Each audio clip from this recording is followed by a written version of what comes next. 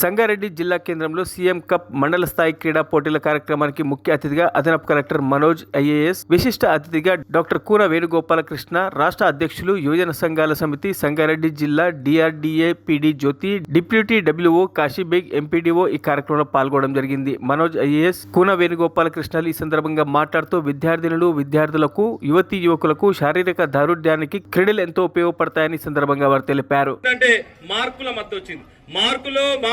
మార్కులు అనేటువంటి దాని మీద పిల్లల మీద వాళ్ళ వయసు కంటే వాళ్ళ ఏజ్ కంటే కూడా వాళ్ళకు ఉన్నటువంటి బుక్ గేజ్ ఎక్కువైంది కనుక ఆ గేజ్ మోయాలంటే మనకి ఏం కావాలి?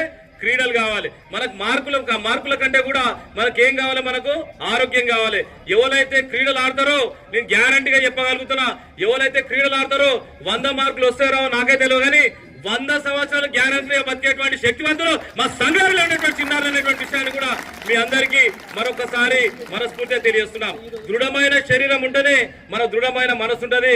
చాలా మంది అనుకుంటారు కబడ్డీ ఆడితే ఏమొస్తుంది, ఖోఖో ఆడితే ఏమొస్తుంది, వాలీబాల్ ఆడితే ఏమొస్తుంది, పుస్తకాలు చదివితే మన మైండ్ ఎక్కుతుంది అనేటువంటి ముచ్చట చెప్తారు. కానీ ఈ రోజు నుంచి చెప్తున్నా, సీఎం కప్ ద్వారా నేను చెప్పదలుచుకునే ఏంటంటే, ఎవరైతే క్రీడలు ఆడతారో వాళ్ళు 10 గంటలు చదివినా నాకు తెలిసిన మటు క్రీడలు ఆడేటువంటి, కబడ్డీ ఆడేటువంటి, వాలీబాల్ ఆడేటువంటి, ఖోఖో ఆడేటువంటి విద్యార్థులు మా జనరల్ గా చాలా టాపర్స్ ఉంటారు కదా, వాళ్ళు 10 గంటలు చదివినా మీరు నేను ఛాలెంజ్ చేస్తున్నా బేట, మీరు 2 గంటలతో సమానం అంటే మీరు ఎంత శక్తివంతులైనటువంటిది కూడా మీరు ఒకసారి ఆలోచన చేసుకోవాలని చెప్పేసి కూడా మీ అందరు కూడా మరొకసారి మీ అందరు కూడా తెలియజేసుకుంటారు విషయాన్ని కూడా మరొకసారి తెలియజేసుకుంటాం. ఇక చాలా మంది ఏంటంటే క్రీడలకు టైం లేదు. ఈ మధ్యలో క్రీడలు దేంట్లో ఆడుతున్నారంటే మొబైల్ ఫోన్లు ఆడుతున్నారు, వాలీబాల్ ఆడుతున్నారు, ఫుట్బాల్ ఆడుతున్నారు, క్రికెట్ ఆడుతున్నారు, ఉన్న లేని గేమ్లన్నీ ఆడుతున్నారు. కానీ చేతులేమో అగరబత్తీలు, కాళ్ళేమో మోంబత్తులు అవుతున్నాయి కదా. అది కాదు మన సంగారెడ్డి జిల్లా కావాల్సింది.